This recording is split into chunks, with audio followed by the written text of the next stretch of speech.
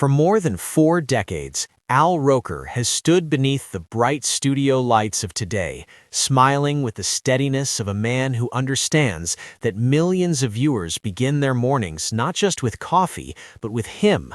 Yet behind that reassuring presence lies a truth few ever fully see, that even the most familiar faces delivering headlines about hurricanes, wars, and economic turmoil are quietly carrying their own storms. And in the season of his life, when peers talk more about retirement than reinvention, Al found himself navigating a kind of weather map no forecast could chart: personal grief unfolding in the shadow of global crisis.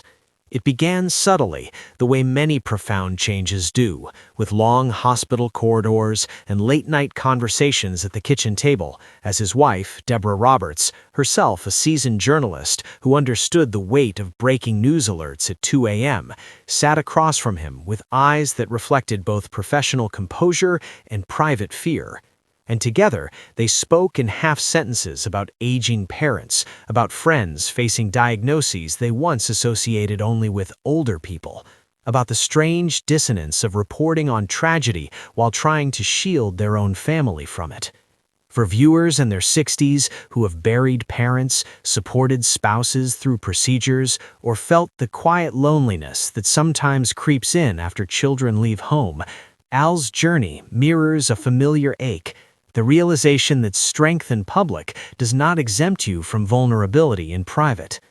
There were mornings when he delivered sobering updates about wildfires raging across distant states or conflicts erupting overseas, his voice steady and empathetic. Yet during commercial breaks, he would glance at his phone for updates from doctors, feeling that peculiar split-screen existence where the world's suffering and his own converged. And still he chose to show up, not out of denial, but out of devotion to his audience, to his craft, to the belief that consistency itself is a form of service.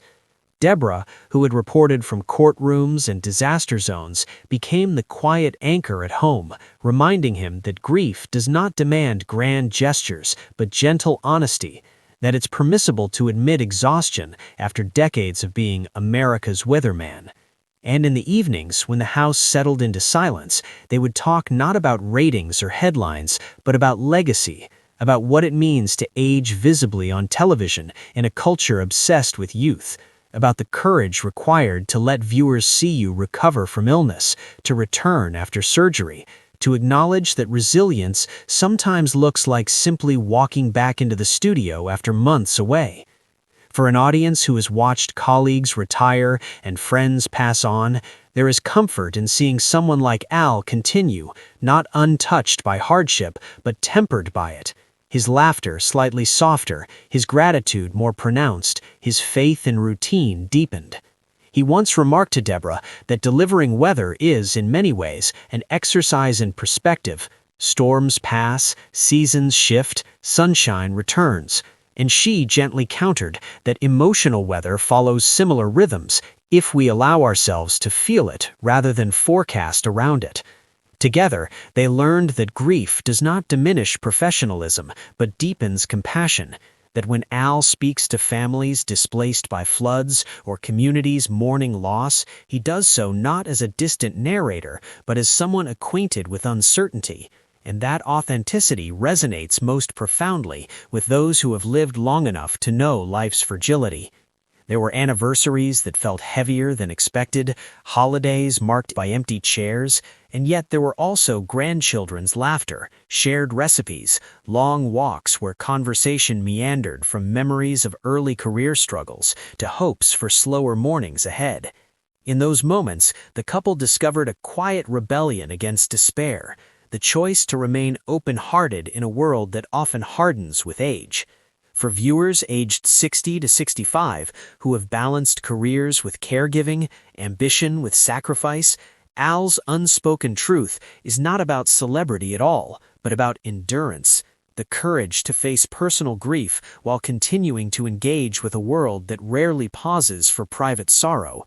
On air, he may gesture toward a green screen map, but off-air, he has mapped something far more complex: the terrain of gratitude after illness, of partnerships sustained through decades, of redefining strength as transparency rather than stoicism.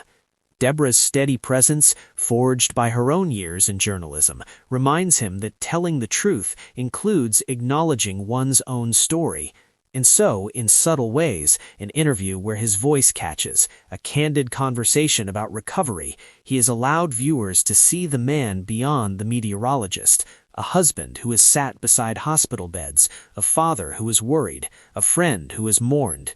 The poignancy lies not in dramatic confession, but in quiet perseverance, in the daily decision to step into the studio with empathy sharpened by experience. As global crises continue to unfold, pandemics, climate extremes, social unrest, Al embodies a generation that has witnessed decades of upheaval and still chooses hope, not naive optimism, but seasoned belief in community. And perhaps that is the unspoken truth of news anchors everywhere, that they are not immune to the grief they report, that behind the polished cadence is a human heart absorbing more than it reveals. Yet in choosing to remain present, to speak calmly into chaos, they offer something invaluable to those watching from living rooms across the country, a reminder that while we cannot control the storms that visit our lives, we can control the compassion with which we face them. And in that shared resilience between broadcaster and audience, between husband and wife, between public duty and private love, there exists a profound testament to aging with grace, to loving deeply despite loss, and to finding steady ground even when the forecast remains uncertain.